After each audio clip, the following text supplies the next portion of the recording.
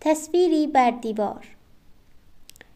تصویر زن در میان چارچوب رنگ رو رفته‌اش در حالی که دستش را زیر زنخ گرفته بود تبسمی بر لب داشت. تبسمش زاده اندوه بود یا آرزوی دوردست معلوم نبود. در کلکش انگشتری دیده میشد. چشمهایش خمارآلود بودند و رنگ سبز داشتند مانند نگین انگشتریش، ولی رنگ هر دو رو به سیاهی میرفت. دود سیگرت سیاهشان میساخت.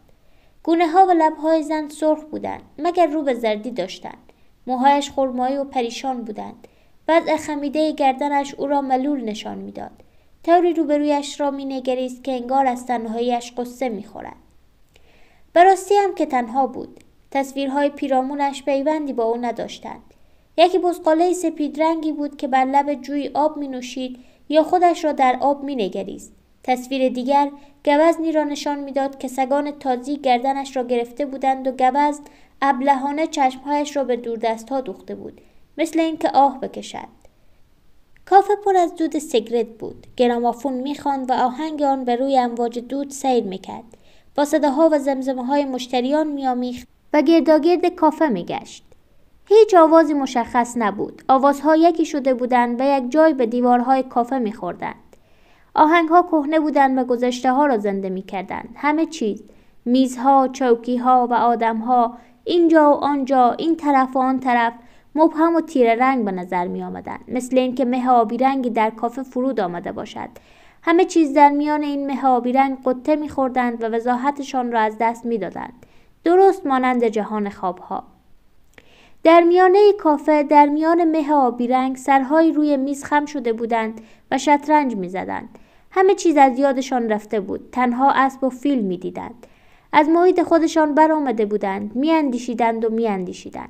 لبهایشان را بر هم فشرده بودند و خطهای چهرهشان ژرف شده بود.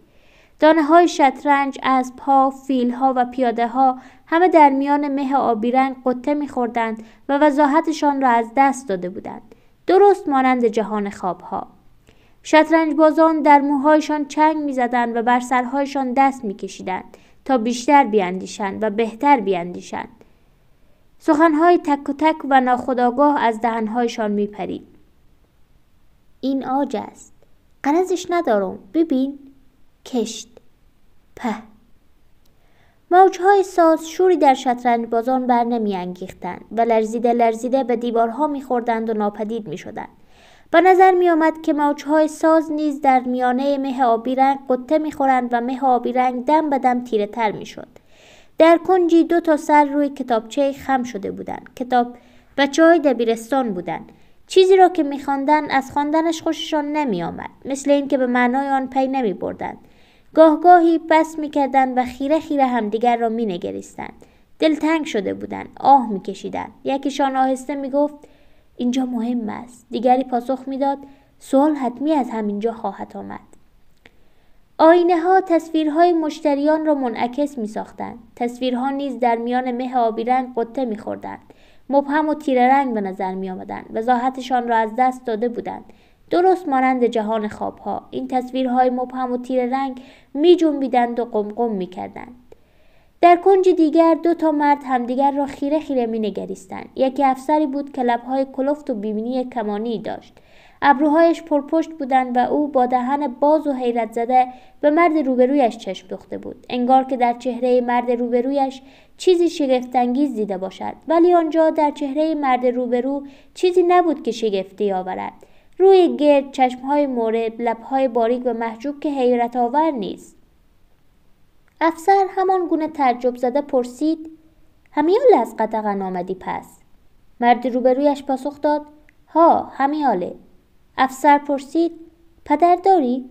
مرد روبرویش در پاسخ گفت نه ندارم، پدرم مرده. چی وقت مرده؟ 10 سال پیش. چگونه مرده؟ تب کرد و مرد. ناگهان آواز قهقه شطرنج بازان بلند شد. همه به یک باره خندیدند. دهانهایشان را به سوی آسمانه کافه کردند و خندیدند، انگار که همه دوا غرغره می‌کردند. بعد خنده هایشان همان گونه که ناگهانی شروع شد ناگهانی پایان یافتند و سرهایشان آهسته به روی تخته شطرنج خم شدند. افسر حیرت زده باز هم از مرد روبرویش پرسید برادر داری؟ مرد روبرویش پاسخ داد ها یکی دارم. چی کار میکند؟ پیش حاجی مراد دهقان است. برادرت زن هم دارد؟ ها، 2 بچه و 1 دختر هم دارد. پارسال 1 بچهش مرد، سینه و بغل کشتش.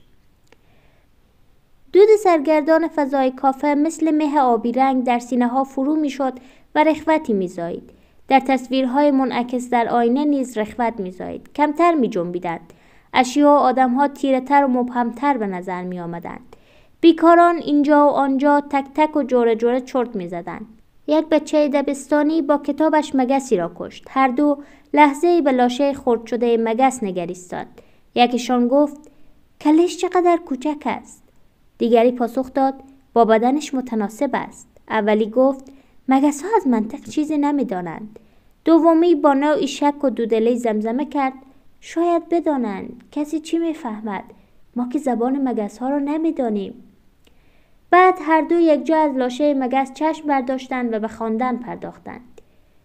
2 صفحات متضاد در آن واحد در یک شی جمع شده نمیتوانند. افسر که هنوز با لبهای کلفت و دهان باز و حیرت زده مرد روبرویش را مینگریست پرسید مادرت چگونه مرد؟ مرد پاسخ داد پدرم کشتش. افسر دوباره پرسید چرا کشتش؟ مرد پاسخ داد نمیدانم. بگو چرا کشت؟ من نمیدانم. پیرمردی از میز پهلویی مداخله کرد. شاید تو خردسال بوده ای. اطرافی محجوب تایید کرد ها، من میده بچه بودم. افسر از مرد اطرافی چشم برگرفت و به سوی پیرمرد مداخله‌گر نگریست.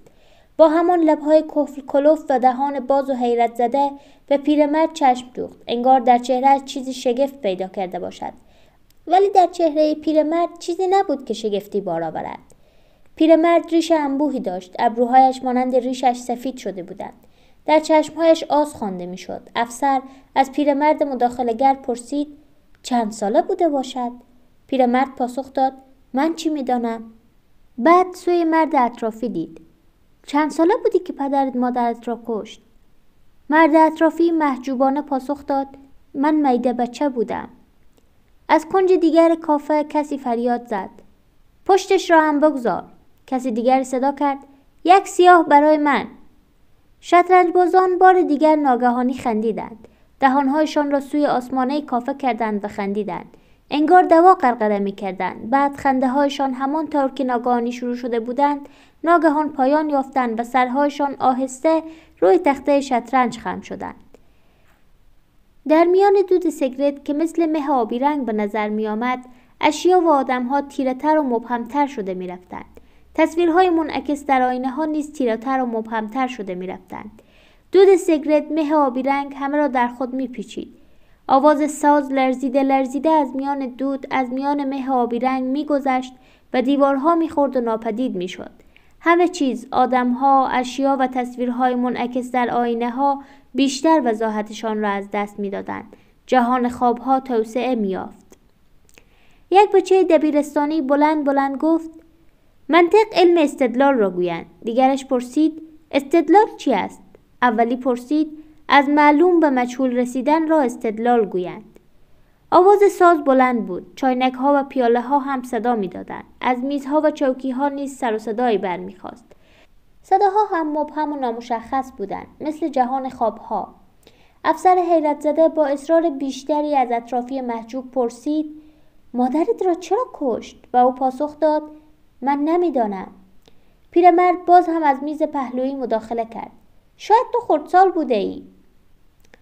دود سیگرت مه آبی رنگ غلیظ‌تر میشد. تصویرهای منعکس در آینه ها نامرئی و مبهمتر میگشتند. آوازهای گوناگون در هوا در میان مه آبی رنگ با همدیگر گره می‌خوردند و در لابلای یکدیگر گم می‌شدند. همه چیزها در هم فشرده می‌شدند. رنگ‌ها یک نواخت می‌شدند. شبیه یکدیگر می‌شدند. صداها هم شبیه یکدیگر می‌شدند. تصویرهای منعکس در آینه هم شبیه یکدیگر می‌شدند. مبهم می‌شدند. تیره می‌شدند. وضاحتشان را از دست می‌دادند. به سوی وحدت می‌رفتند. یکی می‌شدند. در این ابهام، در این تیرگی، در میان دود سیگرت، در میان مه آبی رنگ، در گوشه شطرنج بازان سخت می‌اندیشیدند. جای دیگر 2 بچه دبیرستانی سرهایشان روی کتابچه‌ای خمیده بود. یک جا هم افسر حیرت زده مرد روبرویش را می‌نگریست. جاهای دیگر اینجا و آنجا تک تک و جوره جوره بیکاران چرت می‌زدند. و بر دیوار کافه تصویر زنی در میان چارچوب رنگ رو رفته‌اش در حالی که دستش را زیر زنخش گرفته بود تبسمی بر لب داشت.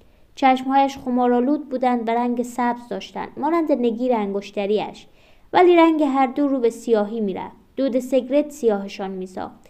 موهای زن خرمایی و پریشان بودند. وضع خمیده گردنش او را ملول نشان می‌داد. چنان به روبرویش می‌نگریست که انگار از تنهاییش قصه می‌خورد. و راستی هم تنها بود.